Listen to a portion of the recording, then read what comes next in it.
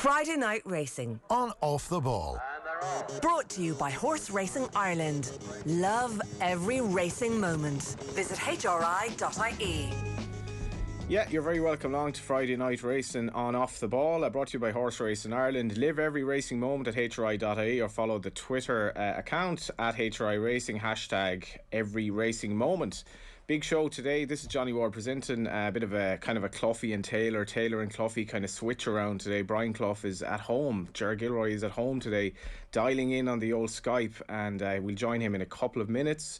We'll also have Jamie Hart from the Tote UK to talk about the 10 to follow. Tom Bugsy Malone, taking an early lead in the little mini race here and Off the Ball with myself and Ger involved as well. The Tote 10 to follow, an exciting race with our flat runners this year. You might remember I nipped Ger on the line in the jumps competition. Our main guest today in a couple of minutes is Paddy Twomey. He's a 25% strike rate with his runners on the flat in Ireland, so he's competing essentially at the top level in the world. A trainer who's self-made, has come from kind of a non-racing background and has somehow gotten a strike rate that is basically up there with the best in the most competitive racing environment in the world. How are you, Ger? I'm very well. I'm looking forward to this. These stories are always amazing. Yeah, it's just, I guess, you know, the people that come from the dynasties is one thing, but I'm always intrigued. You know, I think Fran Berry went down to Jim Bulger this week for a little thing for HRI. Jim Bulger, self-made, and often the stories of the guys like Martin Pike, Gordon Elliott and Jim Bulger, who came from a non-racing background, is very compelling, I guess. Well, what I like about this is that it involves taking your communion or your confirmation money and deciding, actually, you know what, I'm not going to spend it on sweets or a bike.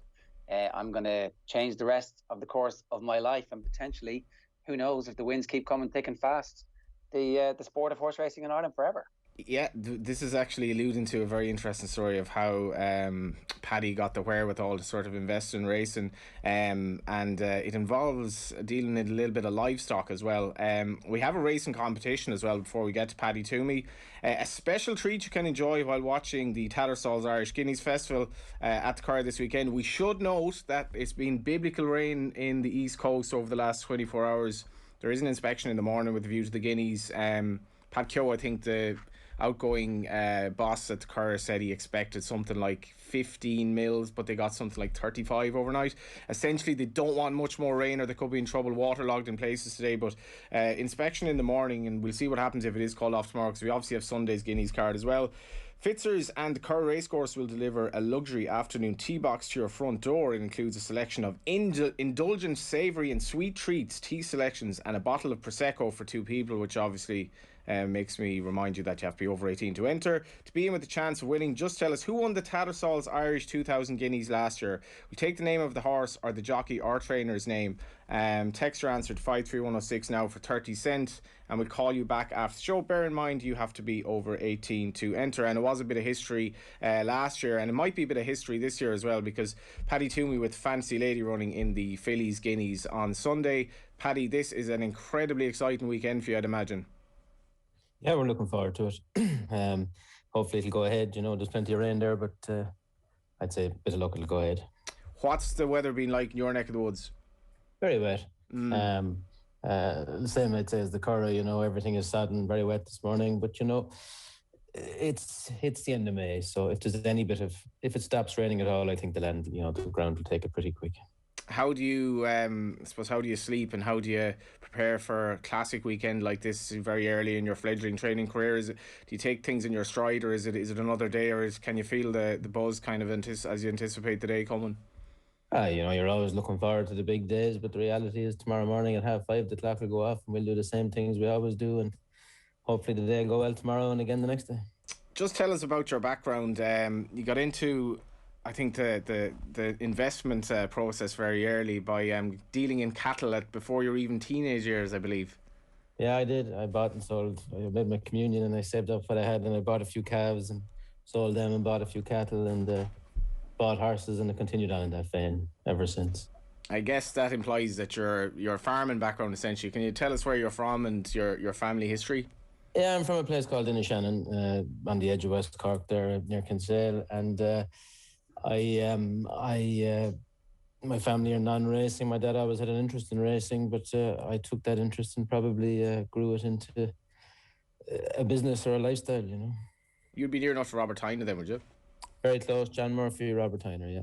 Yeah. So what got you into racing then? Because obviously you're from a region that's, Cork in general is steeped in racing, maybe not quite as much kind of that part of Cork, but was it always something you thought you get into?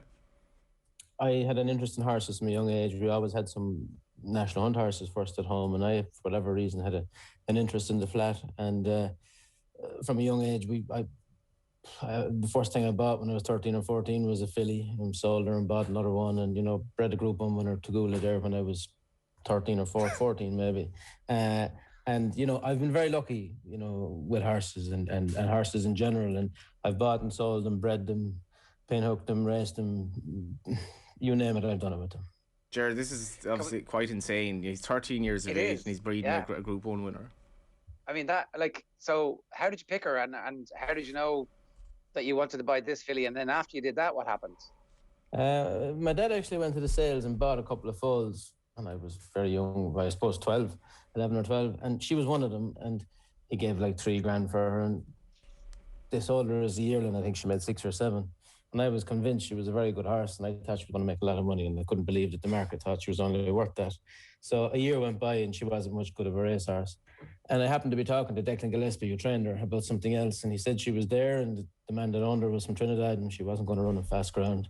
And basically, she was kind of a surplus to requirements. So I saved up what I had, 29th of February 1992, and I got my dad to drive me up to the Curragh, and we collected her.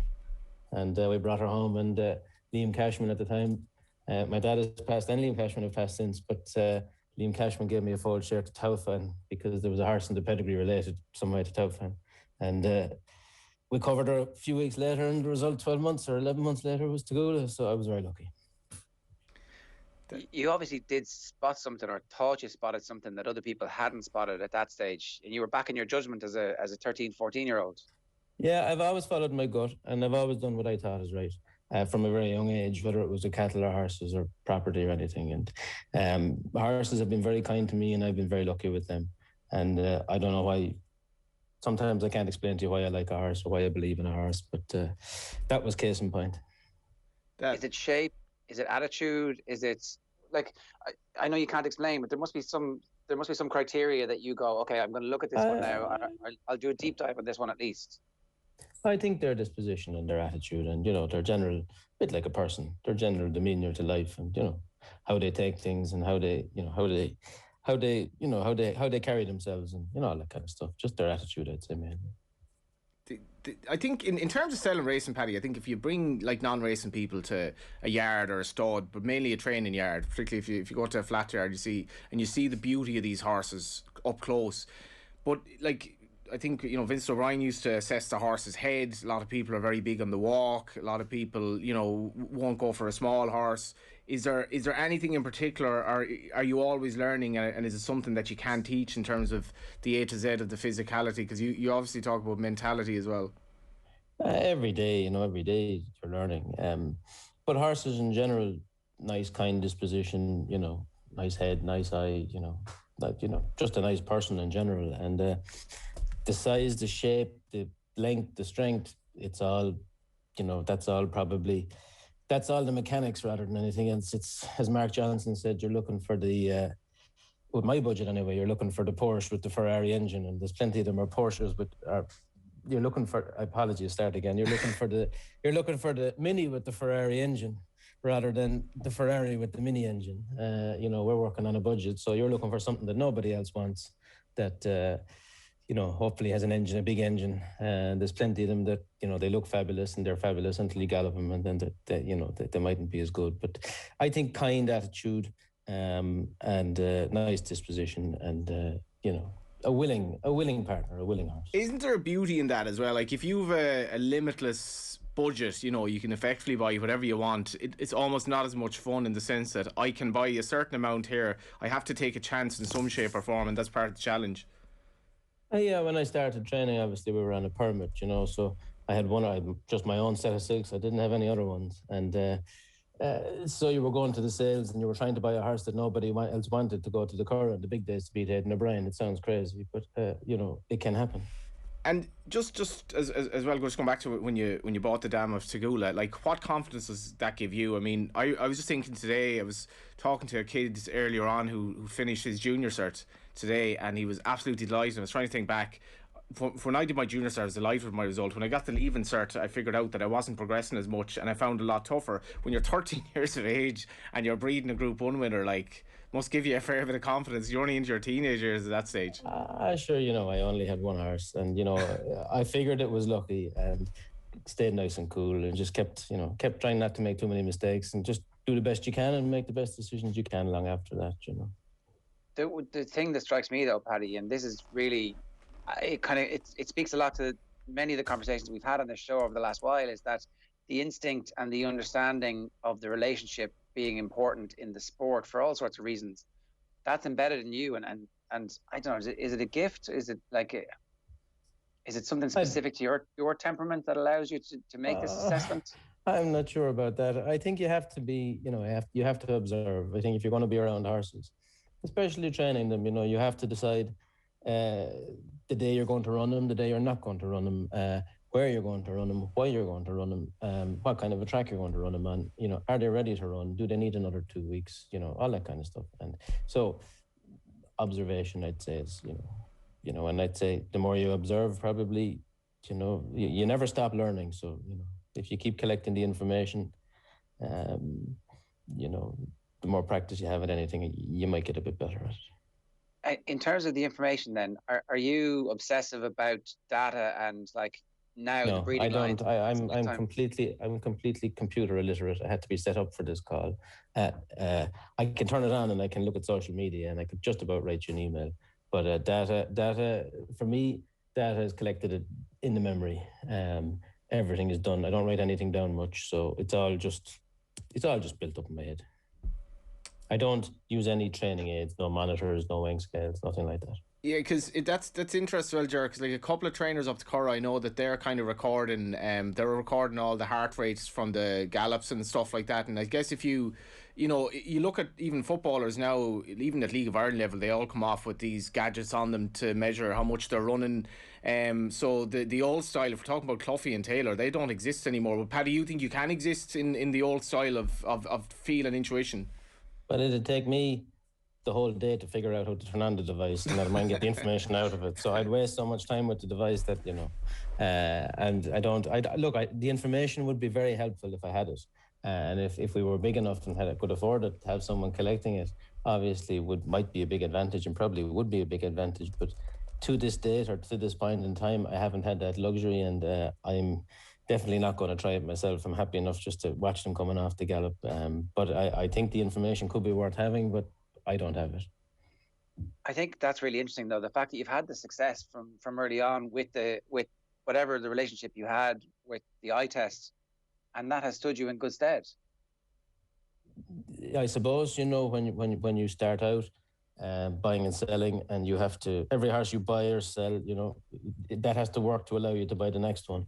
And when you take all the steps and you keep coming up along the line, it keeps the mind focused, because a mistake sets you back. So, and you're going to make mistakes, but just if you don't make it twice, you'll be okay.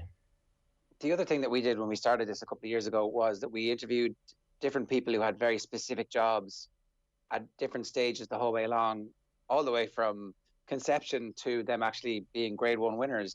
You've done basically all those jobs as well, so it feels like you've got this deep understanding of where a horse is in its development and its process, and when it's ready to run. That bit of knowledge and information you've kind of had to gather by doing all those jobs, presumably also is very beneficial to you. I said it a few times in the past that I think, I'd like, I'm 42 and I'm kind of starting training, and I kind of say I wish I started when I was 25, but I mightn't have been, I think the life experience and the experience of dealing with horses from, as you say, from conception all the way through to racing and on into breeding gives you a great understanding of every part of the horse. And I've worked with every part, from foaling them to buying them, selling them, training them, whatever it is, in good times and bad times, and seen all sides of it. So I guess it does give you a kind of a big understanding of the horse as a as an individual and as an animal, apart from a racing machine, before that, it gives you an understanding of how they tick and how they work. And, you know, it probably, in comparison to a guy who has been a top rider, jumps off the horse and decides he's going to be a trainer and, you know, has been brilliant at the riding, but, you know, probably didn't know which stable the horse has lived in. It is harder for him because he has to figure out how all parts of the animal work at a given time. And, you know, he's probably put in there with first-rate horses because he's been successful at his previous career, and that is difficult. Whereas someone like me has been lucky in a sense to come up under the radar. You got to understand how horses work, and you got to start with 1 and then 2 and then 10 and then 20. And whereas, you know, that guy that we discussed, whoever he may be, probably started with 50 and they were, you know, of a high level. And then it's harder because the mistake is, you know, it's more obvious. Yeah, of course. Look, anytime we get somebody on who talks about pinhooking, I always just want to, what exactly is pinhooking? Because it always seems like a bit of a mystery to me. I'd say it's a mystery to a lot of people. It's a difficult. Basically, pinhooking is buying a product, a horse in this case, at one point and selling it within a 12 or 24 or whatever month period. You buy it at X and you're hoping to sell it for multiples of X. I'd say statistically 75% horse pinhooks probably lose money, but it's challenging. It's buying a horse in a day, rearing him, whether you buy him as a foal and rear him and nurture him and bring him back and sell him to the judges as a yearling, or you buy him in as this time of the year, you buy him in the autumn as a yearling and break him and train him, and people bring them to the breeze ups there that we're just on, well, they're on at the moment, last week and next week, and sell them galloping over a couple of furlongs. There's a couple of different ways of doing it, but it's basically buying and selling a horse again within a 6-12 month period, sort of. If you look at a baby, you don't necessarily see a basketball player, you don't see a jockey, you see a baby. So how do you know when you look at a foal that this horse, I actually want to buy him? And then if you're talking about your budget, you look at Dawn Approach saddling a Guineas winner. Dawn Approach is practically written off as a stallion. He's at a renaissance, maybe Glen Eagle, something similar. Do you kind of go against fashion then if you're working within a budget? And how does it work when you're looking at essentially a baby? You're looking at a foal, I want to pinhook this lad down the line. What do you take into account? You're looking for an athlete first. You know, every day you buy a horse, you must buy something that you'd like to buy yourself at the next stage. So whether that's, you know, buying a foal or a yearling, you have to buy one that you think that the next day you turn up with it, that you'd like to buy it from yourself, if you know what I mean. And you're looking for an athlete, and statistically, some people buy more of the better ones than others, and some people buy less, and some people are lucky, and some people are not. And, you know, it's an inexact science. You're looking for an athlete. Like, is your athlete the same athlete to the next lad, or do you see something totally different? Something totally different, you know. Like, and the thing about it is, the first athlete could be 15 1.5 and 430 kilos, and the next athlete could be 17 hands and 600 kilos. You know, it's like humans. You know, it's to try and figure out, you know, to try and buy as good a horse as you can any day you go out, you know. How much is important, you're not with humans, how much is important in terms of man management as well, keeping the horse happy and knowing the horse's kind of mental quirks and knowing not to piss the horse off effectively as well? Horses will only perform if they're happy. You know, like, if you're not happy yourself, if you're happy and you're content in how you're going about your daily life, generally you'll get on pretty well. And if you're grumpy and you know, horses are the same. If a horse is in an environment that he's not happy in, it's hard to expect him to give you all, you know, whatever he has to give, or his maximum, and his or her maximum. And you know, happy, healthy horses generally make good race horses. If you're just looking at the notes here, it says you bought the farm in 2006. How'd you go from that to becoming a trainer? And was that the plan, or was it something after your pinhook and you said, well, like, this is almost a logical thing to do at this stage, and you're backing yourself like the 13-year-old backed himself? I've always wanted to train. At various stages, probably didn't think, you know, wasn't sure it had happened, but I bought the farm and I was buying foals and selling yearlings, and I was breeding some mares, and I kind of figured out pretty quick that if I was going to keep the show on the road, I needed to earn money more than once a year. So I decided I'd sell a few, I'd buy a few yearlings and sell them at the 2-year-old sales, the breeze ups. So that happened, and built a small circle gallop and tipped along at that, and didn't sell a couple, and enjoyed training him, and sent a few to Joanna Morgan, who trained for me before she retired, and we had great success together. And Joanna retired, and I kind of was in a position that I probably couldn't afford to pay a trainer, and I decided I'd get a permit and start tipping around, and did that, and the first one won, and we had a couple of winners at Punchestown, and we had a winner and a second at Punchestown at the festival. And the Turf Club kind of told me that I was expected to get a trainer's license in 2016, that I'd had too many runners on the permit, and that basically, you know, you're going to go back to school for a week and do the trainer course. So I told them that I didn't think I needed a full license, but anyway, they told me they thought I did, so I had to. So the musical chairs could only go on so long. Yeah, that was how I got the trainer's license, and at the time I thought it was crazy. I thought I didn't need it, but they were right. Friday Night Racing is brought to you by Horse Racing Ireland. I suppose. I know. Yeah, I suppose. I don't know, Jared. It's remarkable that you can start off with such a small base, and when you hit success so early, then you know, well, I got to go with this. It sounded like it was a gentle kind of push that you needed to go, actually, yeah, I will take my license out. Yeah, you know, it was, and look, I enjoy training and I enjoy running. I enjoy, like for this weekend, I enjoy competition and I love winning. And so when the opportunity came, I decided that, you know, now is the time and we'd give it a kick. And I built gallops and extended the yard and just decided that, you know, I asked a few people that I knew at the business, would they be interested in giving me a horse? And luckily some of them did. So now for the first time in 2016, not only had I the white and green colours, my own colours, I had the other breeders decided they'd give me a horse or whatever and give me a chance. And luckily for me and them, we had some success. Yeah, and you mentioned that. I suppose Sanela, who obviously runs as well, you do a couple of entries in the race in which she runs. You'd Sanela and you'd Stormy Girl, who you bought. The success of Sanela out of Michael Halford's, you know, I'm working off memory here, but bought for 100 grand, give or take, sold for something like 900. Obviously runs in famous colours now. That's a massive feather in your cap. Look, Sanela, we're lucky in that, you know, my background in bloodstock allows me with those fillies to buy them at the sales, and I have owners who are happy to, you know, to own them and to let, you know, to take some of them. I race them myself, and the owners do, and I'm grateful to them for that. But they're again they're a good business idea for us, because if they don't move on or progress, we can cover them, you know, and breed foals out of them. And if you're lucky that some of them progress, you know, like Sanela was great, and it was a great success story, and you know, she was a lucky filly for us, and you know, but you take it in your stride, and you move on, you know, and it's great that.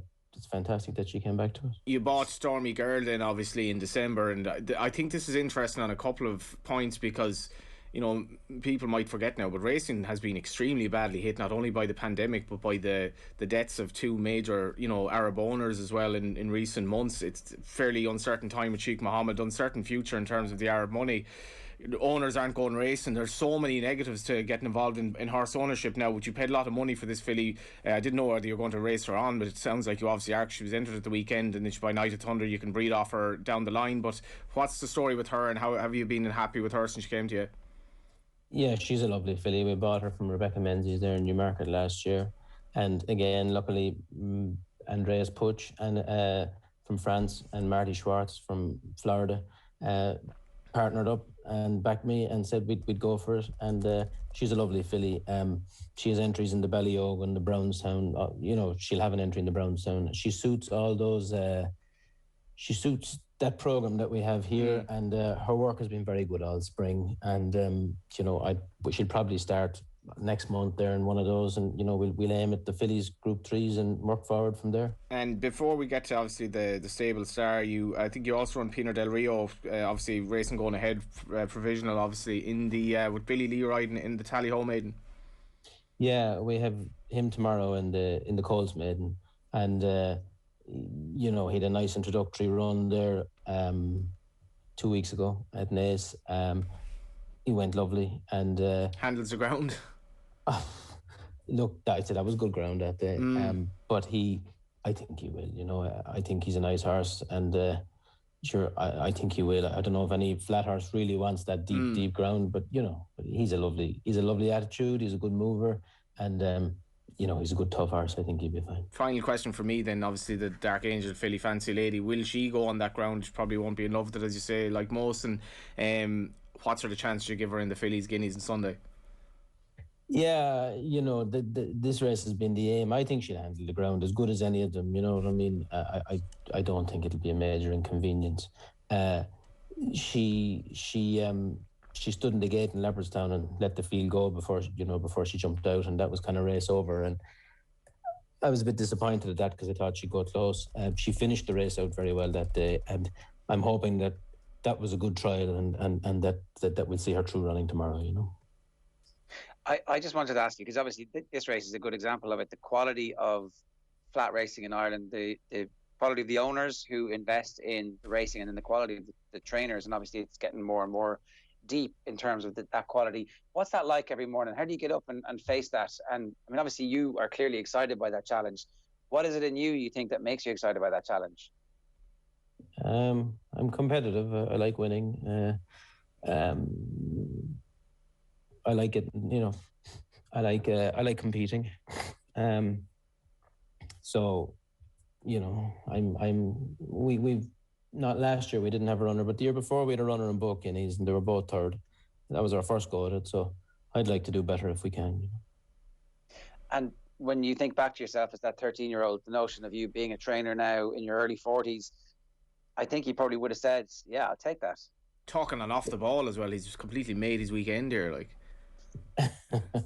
Yeah, off the ball is the highlight. Yeah. I what you call it. Look, I was a determined 13-year-old, and I probably still have that determination. I guess the question I'm asking is that, like, do you ever stop to look around and go, I know you're in the midst of it, and I know every day is a challenge. I don't do looking in the mirror. I'd be afraid to see what was going on behind the rear view mirror. I'd be afraid to see what was happening behind me. I just keep going forward. So, you know, I'll just get up today. I get up tomorrow and go through it, and get up Sunday and keep going, you know, and see where we get to. But you must enjoy it, like, because that's the bit that I think that keeps people who are addicted to this type of stuff going. That you actually have to love some aspect of it.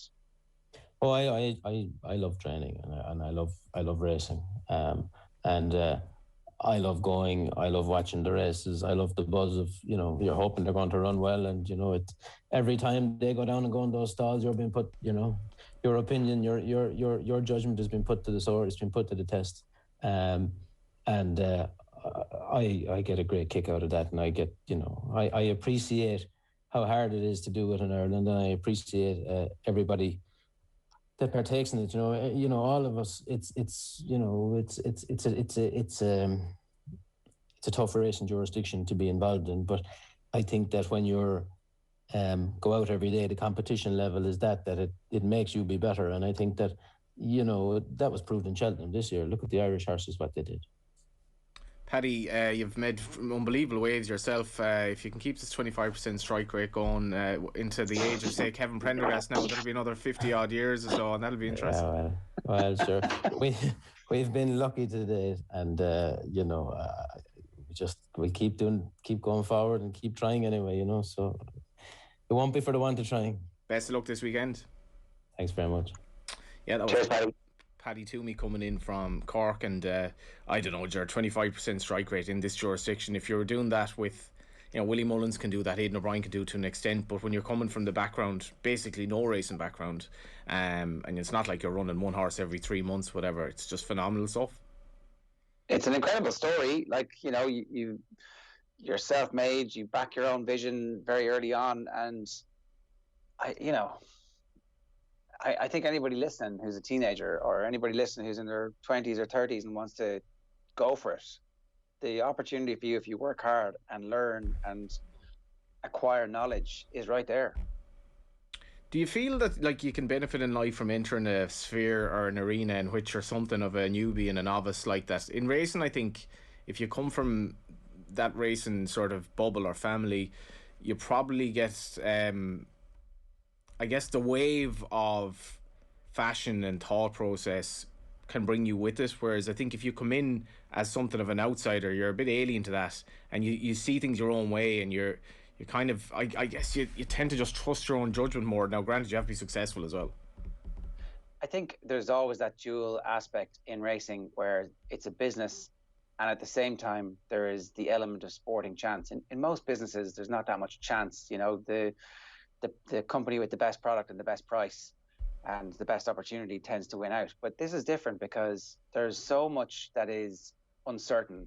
The outcome is uncertain in most cases. Frequently, a jockey can get a performance from a horse that means that the third or fourth best horse in the race actually wins. And I think that opens up the possibility of outsiders coming in and doing something completely crazy, something completely different, and being successful. And then the other thing is that, like, the nature of the business is that the breeding is so important, and sometimes what is in the genes doesn't transfer through, and sometimes stuff that is in the genes has been hidden for a period of time, and somebody uncovers a way to get it out. And that, I mean, it's not a miracle. There's obviously a lot of science and biology in it, but that is not straightforward. Just fine as well. You mentioned pen hooking as well, and like my father would have bought cattle and sold cattle on to make a profit. That's exactly what pin hooking is. Hooking is, only it's obviously far more nuanced, and it was kind of appropriate that he said 75% would tend to lose money, because you buy the horse, you then have to pay for the horse's upkeep for whatever it is, a year, 18 months. By which time, once the horse gets to the stage of being sold, the stallion might be completely out of fashion at that stage. So he's part of the 25%, as he's 25% strike rate in racing. And I'm always really fascinated by the people who we talk to who've done a little bit of everything the whole way up before they become the trainer. It always feels like they're something of an advantage, or the vets, the other all the great trainers who were vets as well. It's like there's just this very deep animal husbandry element to it that means you've got a full understanding, and your intention isn't just to win this race. It's like it could be a 16-20 year relationship you have with this horse in some aspects. And I think, you know, I'm always interested in those people and the stories they have to tell. Story to tell here from Jamie Hart from the Tote UK. Jamie's here to sell the dream of the Tote flat 10 to follow. A dream, of course, that was dashed for Ger when he couldn't beat me in the jumps competition last year, although he led for much of the way, faltering close home. How are you getting on, Jamie? Yeah, very good. Cheers, guys. Good to be here. It was a bit mad when I was putting my 10 to follow together. When you take your mind off the flat for whatever it is, 6 months, you get immersed in the jumps, you actually half forget about these great flat horses, and you have to be reminded, you have to refresh your memory. And I guess that's one of the challenges for the flat 10 to follow with the Tote, that you have to kind of take that memory back from last year and say, yeah, I remember I did like that horse, and he or she is going to progress into a good 3-year-old. It's very tough, and it means that the 10 to follow in the flat is normally half the size of the 10 to follow for the jumps. Purely for that reason, it kind of takes us a bit by surprise. Suddenly, you know, you've just finished Punchestown, and suddenly it's the 1,000 guineas, 2,000 guineas at Newmarket, and people aren't really ready for it. I think we'll have a look at that and potentially start it a little bit later next year. Last year we had a funny year, didn't we, with the lockdown? So we started it just before Ascot, but they'd crammed in quite a few races in the lead up. I think it might be better so that we all are a little more familiar when we come around to making our picks, because our memories aren't getting as good as they used to be, perhaps. And I'm exactly the same. And you also feel that the top of the market, so you get a lot of the very big horses are massively overplayed. And so, you know, so Palace Pier, which has come out and won, was in 81% of the 10s of the stables. You know, Love is in 73%. So you get real domination by some of these, you know, these bigger, older horses. And then we're all throwing darts at the 3-year-olds. You know, very few people had Poetic Flair. You know, so it's and then you lose in the 2,000 guineas, and you suddenly think your season's over. But that's absolutely not the case. I think, you know, just with the ones that are winning, they're not the big favourites that everybody's got. So there's a chance still for everyone. Does Robbie Earl mean anything to you, Ger? Yeah, one of the best performing fantasy football midfielders, because he would score loads of goals when he was at Wimbledon. He was a complete outlier. If you had him in your team, you tended to win. Yeah. So you remember Jamie's kind of nodding away. So we need kind of more Robbie Earls. We need more Poetic Flairs. Like, what was your thought process behind your selection, Ger, buoyed by your near miss in the jumps competition? Well, I looked at the ones you get super bonus points for, and I picked as many of the favourites for those races that I could find. So you did exactly what Jamie's talking about here. You went for the kind of the obvious ones, not the more nuanced left field approach. I see the barbs. I see the thinly veiled barbs, Johnny, but I can take them.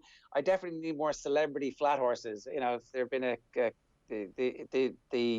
when it comes to this, I'm definitely thinking that the national hunt horses are the Kardashians of this world, and the flat is actually the Geordie Shore. And I'm like, who's that character? I vaguely remember them from something. I have a little bit of exposure to this horse, but not enough to be able to back them. Geordie Shore, yeah. I didn't think we'd get that mentioned. Jamie, what's the bonus points obviously for the Guineas this weekend? Yeah. How does that work, and why is everyone hoping that we'll have a victory from like one of the hot pots, and maybe even Fancy Lady if you have her?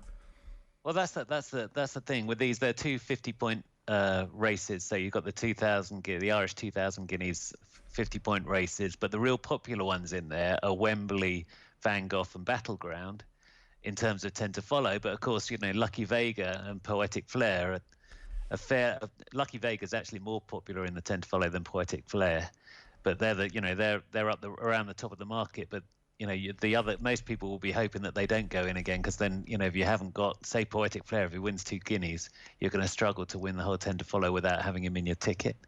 The other one with 1,000 Guineas, Pretty Gorgeous, is the most popular by far. That's 15% of stables have Pretty Gorgeous in. After Santa Barbara, she was pretty much one of the most popular 3-year-old filly. But Joan of Arc, less than 10% of people in with Joan of Arc, and all the, you know, Fev Rover, hardly anybody's got. Miss Amulet, very, very unpopular. So it's really, everybody's hoping that if you haven't got those big favourites, it's a bit like doing the play spot. You know, it's all about which favourite you put in and which one you go against. Exactly. That's what you end up with. But you don't want to put 10 complete darts in.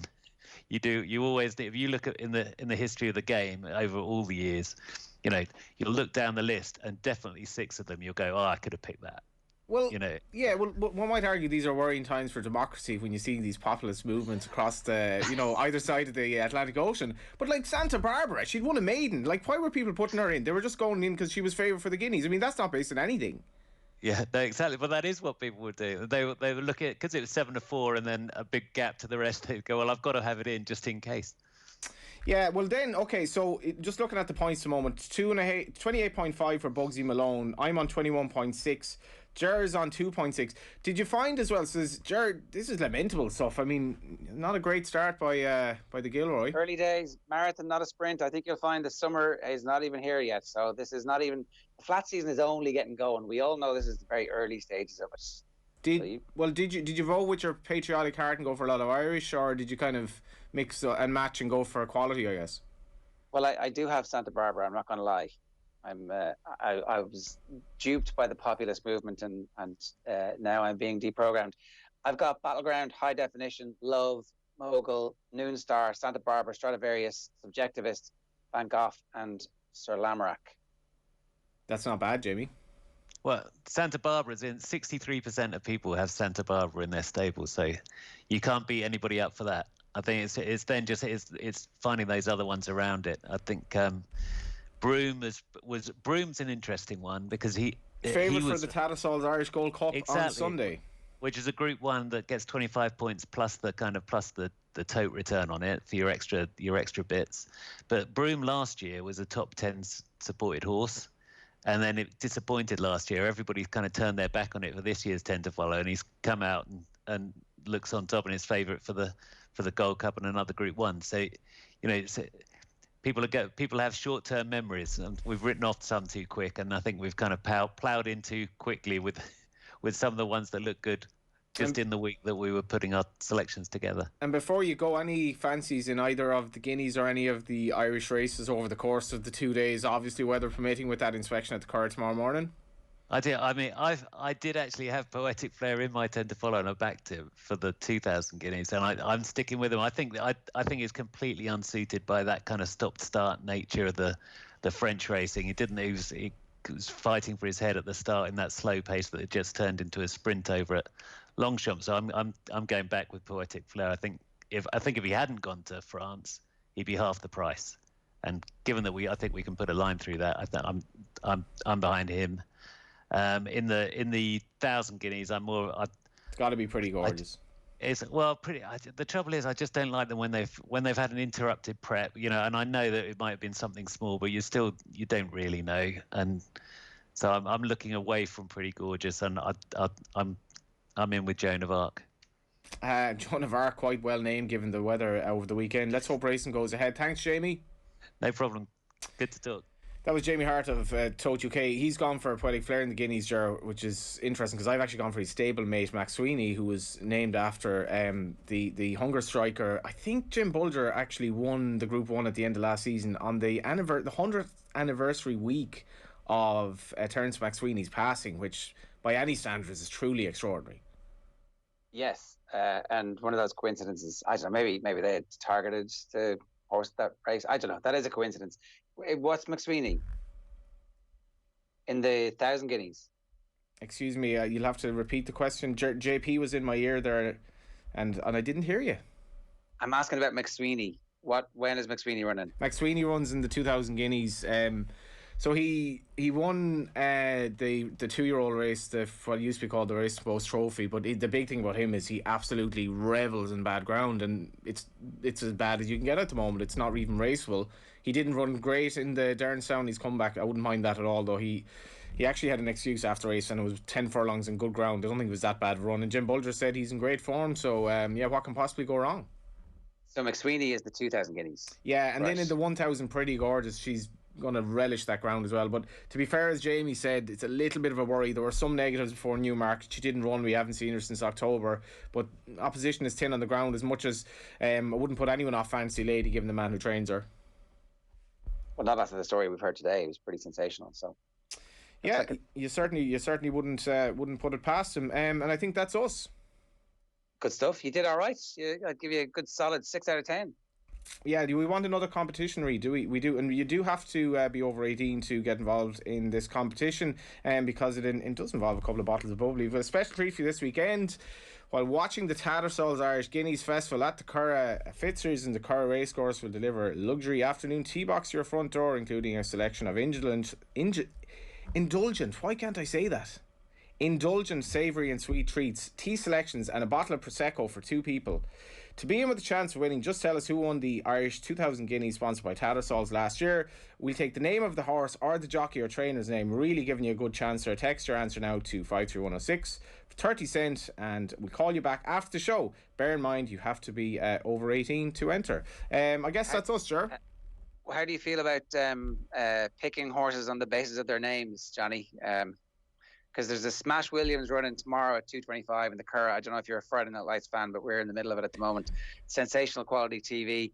Never won, as far as I can see, or certainly hasn't won in a long time. 8 years of age, but it's a Jim Bulger horse, and it's come in from 40 to 25 to 1.